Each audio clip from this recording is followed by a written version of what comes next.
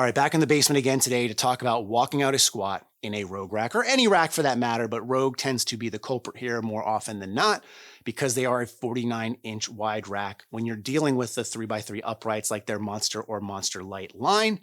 And add to the fact, if you're using a thin style collar like a competition bar from IPF, like my Rogue 20 kg Ohio Power Bar, you're putting the weights extremely close to the uprights. So as I mentioned, the uprights themselves, 49 inches wide.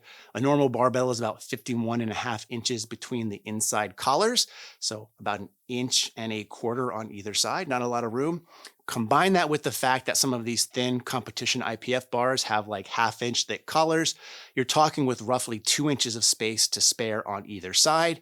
And if you're lifting a heavy amount of weight, that is something to be super focused on to make sure that you're not banging into the upright, because that can really disrupt your set and or put you in a bad state mentally, or take a lot of energy to kind of recorrect if you're hitting the uprights and getting thrown off in that regard. So it's not immune to Rogue, happens in other racks as well, but when you deal with Rep or Titan or some other brands, you're dealing with on average 47 inches, so you have an inch buffer on either side, which is helpful.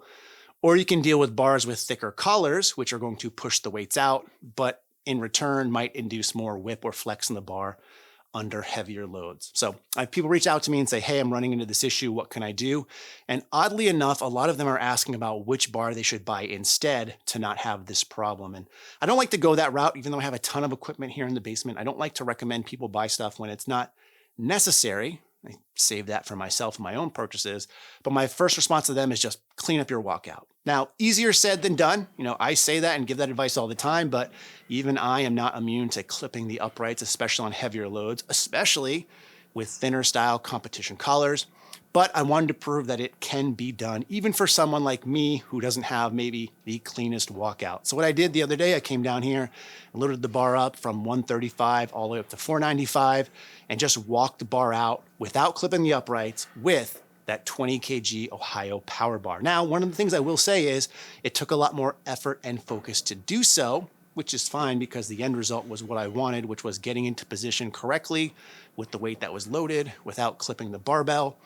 But it took a lot of my focus and thought and energy away from the main lift at hand. So like when I'm lifting a heavy squat set, I don't want to have to worry about banging the uprights. I don't want to have to worry about taking maybe more steps than a traditional 3-step back to actually squat. I just want to get in position and put all my energy and focus on lifting the weight, which gets thrown off a little bit if I clip the uprights or if I take a long time to do so. So one of the things that I tend to do in my own use is just use bars that have a little bit of a thicker collar on them to have to avoid hitting the uprights or really uber focusing on my walkout itself.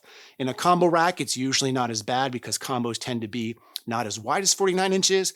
They also don't have continuous uprights where you could potentially clip them more. You can also put uprights in if need be. So I don't really find that it's an issue in competition, but training at home in a power rack, it's definitely something to keep top of mind. So step number 1 is literally improve your steps or your walkout. So one of the things I like to focus on my first step is just going straight back and then adjusting on my second and third steps in order to get in the right spot. I find that if I stray even a little bit and take a step back into the side with my first step, I'm almost for certain going to clip the upright on my second step back. So really focusing on that and getting it down, practice makes perfect, is one of the best ways to do this. But again, even with practice and heavier loads, it's harder to maneuver a little bit and it takes a lot more energy and focus, which again can end up taking away from the actual lifting itself. So my next bit of advice here is to add something to the bar. Now, this could be in the form of a collar, it could be in the form of a change plate, anything that's going to give you some more space between the upright and the end of that collar face. So in the instance of adding something like a clip to the end, depending on which clips you have, you could buy yourself a good amount of space on the bar. Again, this could potentially introduce more whip or flex at heavier loads, but it's an easy way to use the equipment you already have, push the weights out some, and kind of alleviate that issue of hitting the uprights when walking out. Now, personally, I don't like to use collars as a buffer. Number 1, it's hard to account for the weight of them. And then number 2, I'm still using collars on the end, so I now need 2 sets of collars, which I do have, but for many people that could be a potential issue. So instead, what I like to do is if I'm going to use a bar that I want to use, but maybe I don't want to really issue or deal with actually hitting the uprights on a walkout, I will add change plates to the inside.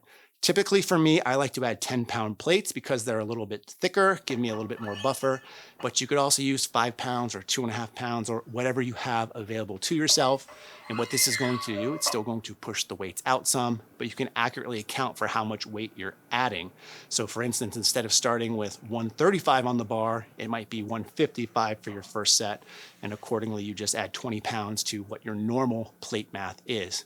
And this tends to work pretty well for me. The only real downside for me of doing it this way, where you're adding weights to the inside, is if you're going for a set that is kind of like a milestone number. Like for instance, if you're trying to lift 495 for the first time, and you want to make sure you're not clipping the uprights because you don't want to have to deal with that thought or throwing you off. You just want to focus on hitting that great 5 plates per side squat for the first time ever, but you do the plate trick. You actually won't have 545s on either side because you have to account for the 10s, and it's not going to look as cool. Sounds really stupid. I agree it is. But again, just one of the downsides of using the plate trick instead. But by doing either the plate trick or using collars or having something 3D printed, which is pretty light, and you can actually dictate the exact amount of space you want between it, you can save yourself some money, some time, and some effort by not hitting those uprights any further. But again, end of the day, practice makes perfect. Clean up your walkouts. Practice your walkouts. If you have any questions, leave them in the comment section below. In the meantime, as always, thanks for watching and stay big. Woo!